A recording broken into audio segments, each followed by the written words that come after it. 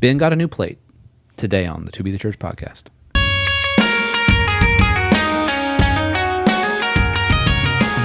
Welcome to the To Be the Church podcast, where we explore what it looks like to truly drip with the oils of love in today's culture. I wasn't on the episode, but it is what it is. Yep. Ben's here. Andrew's here. Josh is behind the camera today. Ben, you have a dinner plate in front of you. I don't think that's a dinner plate. A plate of some sort. Why don't you explain to us what that is? Yes. So Jenny Lawrence told me that someone had sent a package to the church, and that it was like waiting at the post office, and they had called and were like, "We don't want this package back. Please pick it up before it gets sent back." So Jenny very kindly went to the Camas post office, picked it up, but didn't want to open it for us, and so she gave it to me today. And I didn't know what was in this. I didn't know who it was from. I didn't know if anthrax was still a thing, if people were trying to poison me or what was going on. But no, so it's this plate that says Camas First Baptist Church, 1885 through 1990. And it's actually like a picture of our building right now. I'm assuming 1990 is when they then became Parkside Baptist Church and then Parkside. But she said that this plate had been in their family for years, from their grandmother to the mother, and then to myself and my sister. We don't live there anymore, and so we just wanted to send it back to the church. Wow. And she said at the bottom, P.S. our grandfather was one of the men who helped build the parsonage behind the church, so the Yellow House. But it's cool. On the back, it talks about how in 1885, people met to form First Baptist Church of Lacamas, Washington. And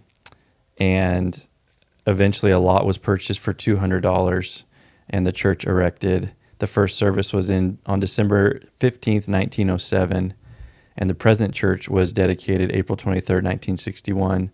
The pastor was Reverend Henry Coslow. What was the date on that? Like the 61 one? April 23rd Nice. was when our current building was dedicated. It's like but they met in 2 weeks before my dad was born. Wow. 1907. I love the $200 for a lot to build a church, you know? About what Camas property goes for now. Yeah. Yeah, pretty much.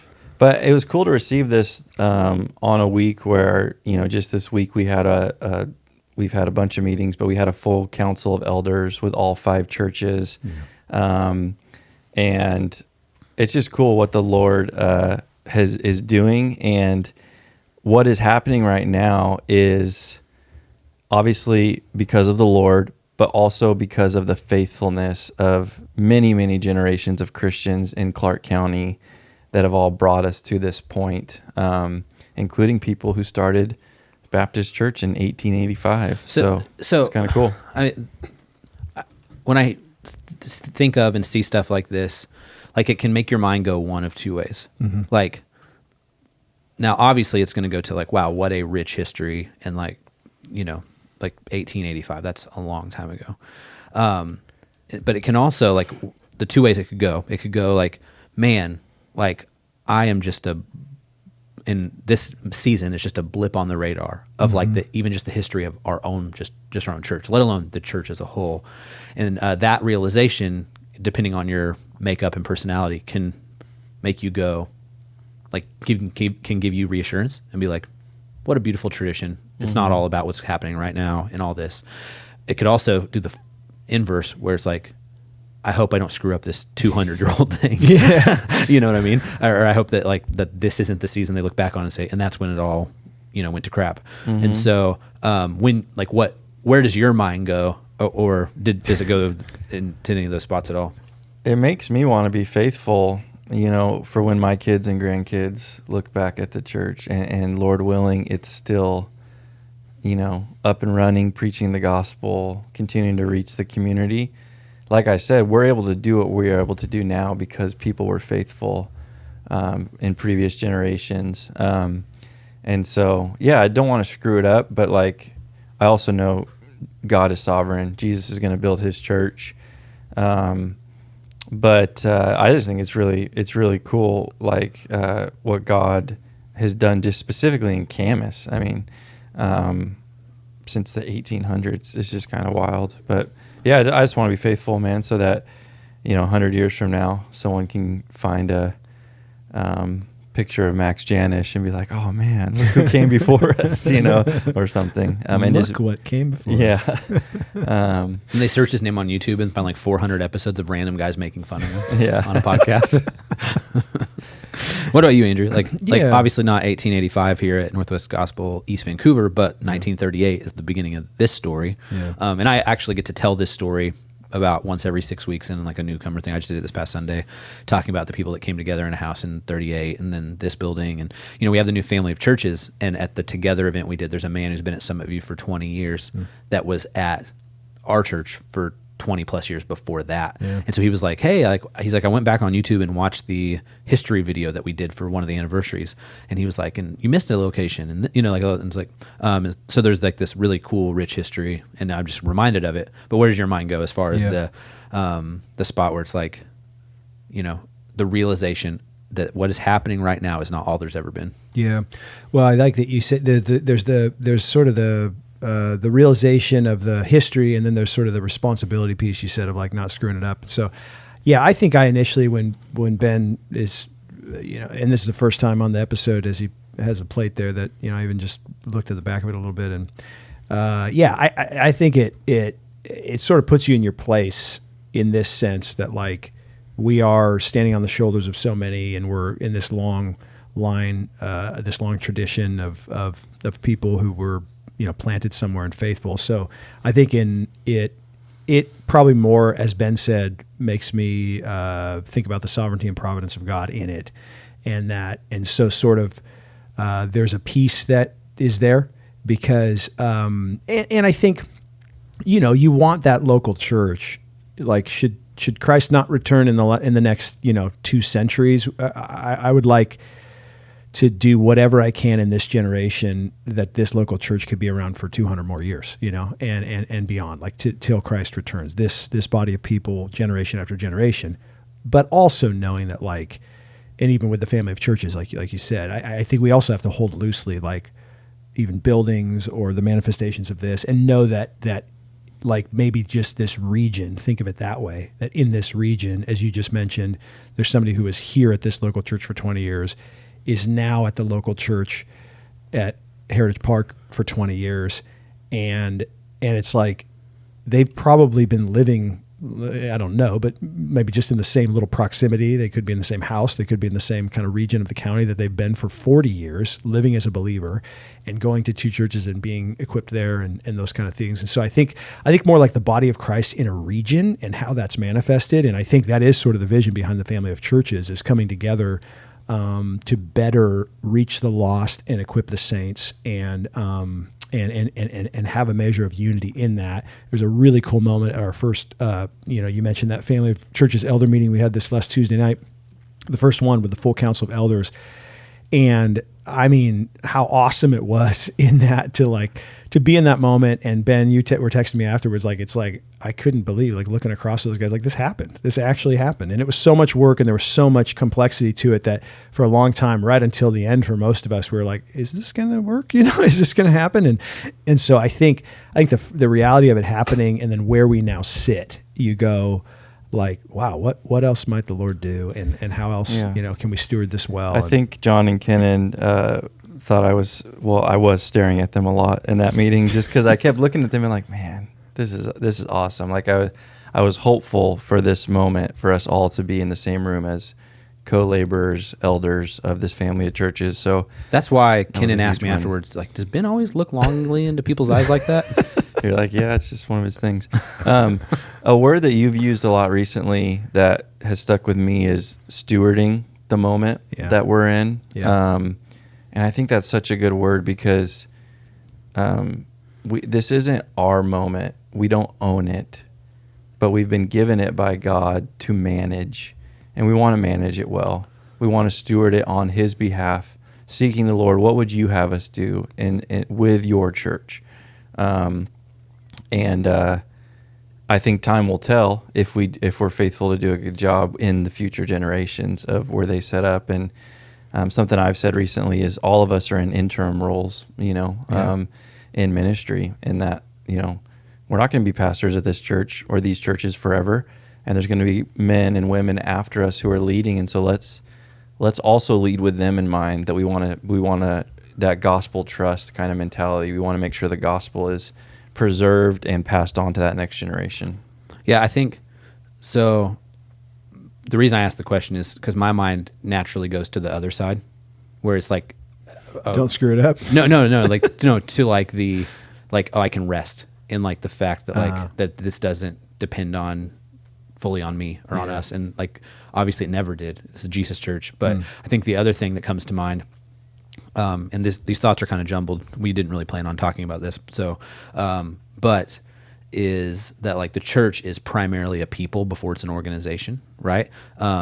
Like this is really cool. The 1885 to 1990, and then the Parkside days, and now the NGC Camas Washougal days, and it is representative of hundreds, thousands of Christians who've walked those doors, whose lives have impacted other lives and other people that, that the old song, thank you for giving to the Lord. It's like, like somebody used to teach Sunday school when Ray Boltz was 8, and is Ray Boltz, right? That song? It was, yeah. And, it's like that, like those connections.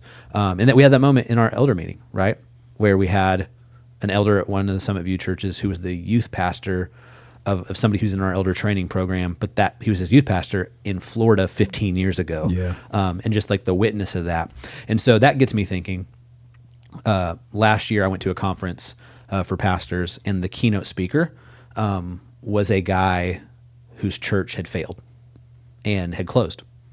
And I'm not proud of it, but I wrestled with, is he the best guy to be talking to us? Yeah. You know what I mean? Like I wrestled with that throughout the first night, especially of the week. And as he told the story of kind of what went down, it's like, I mean, we don't want to follow his lead. Like we don't want that to happen to our churches. Like, is this, but the longer he went and just seeing, and the people who organized this event did a great job, because like seeing his faithfulness even through organizational failure was not a failure of the church as a people, as a whole. It didn't blow up because somebody had a big moral failure. It was COVID related and all sorts of, just other factors. But, I don't know, like that's kind of a beautiful part too, is that like, sure, we work really hard for the polity of the church to line up with Scripture so that it can be protected, right? And so that things don't hit the fan and blow up.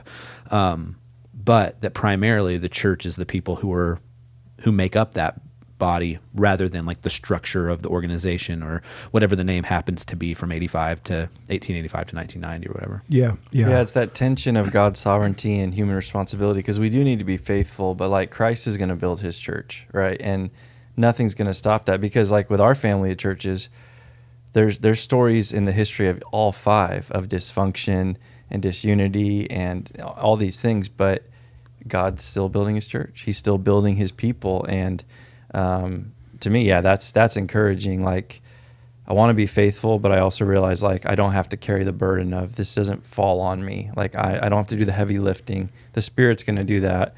And so that motivates me to be active, not passive. It's cool. There's something in it, dude, that as I look at that plate and I see that building that I drive by like every day, basically, because I live not far from there, and the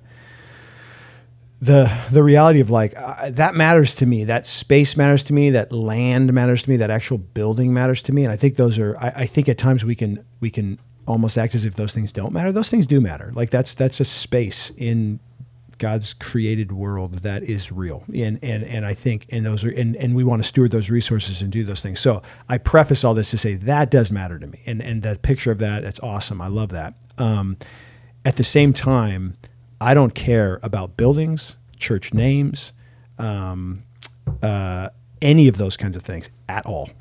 Like that stuff matters to me. And at the same time, I feel like sometimes I grip tightly like the reality of God has done something in a place and in a people, and yes, when we build a new building in one of the churches or dedicate a facility, I think there's something sacred and awesome about that. But at the same time, it also sort of steals my resolve for like, I don't care what we call things, what physical spaces we meet in, anything else. It's what the Lord is doing in that community among his people on his mission, empowering the people. We work to equip the people. so that we can accomplish the mission and that his mission, the Great Commission, that we can engage that, make disciples, baptize new believers, all those things. And so I think in one sense, it's the tension you just talked about a little bit, not the tension you talked about, but even the idea of tension of like, I hold tightly to like, we want to steward this well. And I'm super thankful for what the Lord has given us and these different things.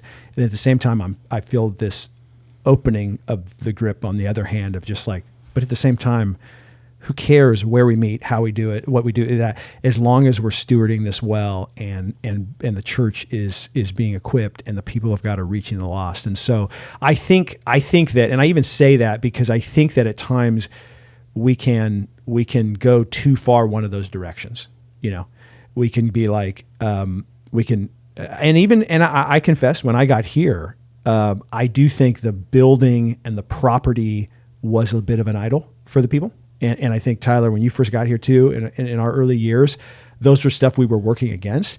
But I've looked back on that since and thought that was true. And I do think we needed to like address that and make sure that was there. But then there was somewhere along the way, 10 years in or 8 years in, where I remember thinking like, and even growing up a little bit myself and being like, dude, people like this building does matter. And people like blood, sweat, and tears and giving and fixing things in it and everything else over those years and treating it with a bit of sacredness, not in the idol sense, but the sacred realities of like, work and space and where what God has allowed us to do. So I don't think we swing the pendulum to making buildings and properties and stuff an idol, and we need to address that when that isn't a culture of a church.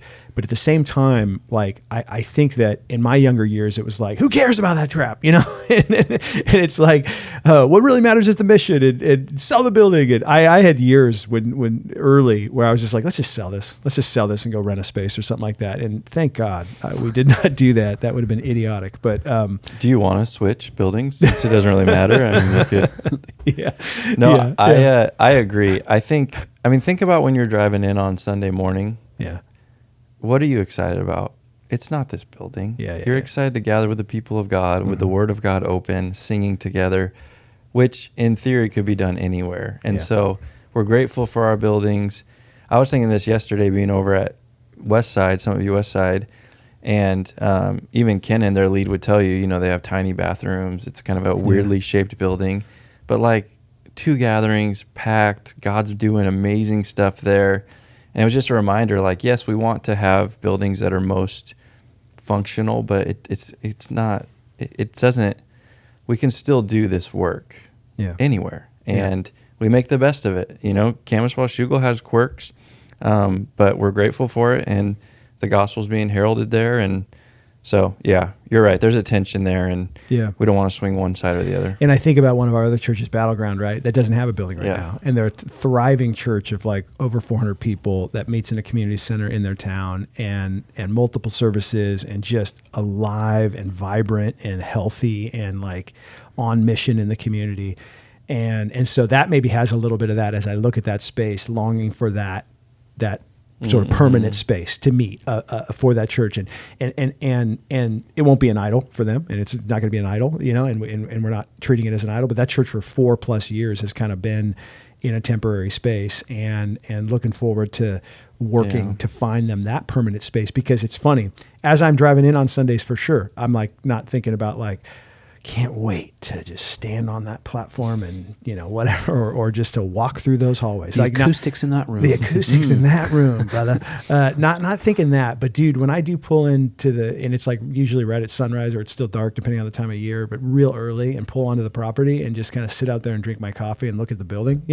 I'm not thinking about like, look at this building. I mean, if anything, I'm like, you're thankful. Yeah, exactly. It's gratitude, and I do feel that gratitude of like, man, thank God for this space. And as long as we have the gifts and the giver in their right place, then we're good. It's when we turn the gifts into God. But yes, his gifts we should thank him for, and it's both and for sure. Yeah. Well, when we started, we were like, maybe we'll talk about something, and it was not that at all. But great conversation. And maybe if you're listening to this, you will think a bit differently or more intentional maybe about the space that you're driving into on Sunday morning, and then, but more importantly, the people that are meeting there each week. If you have questions, let us know. Podcast@tobethechurch.com. You can also send them in on YouTube right there in the comments. Have a great week.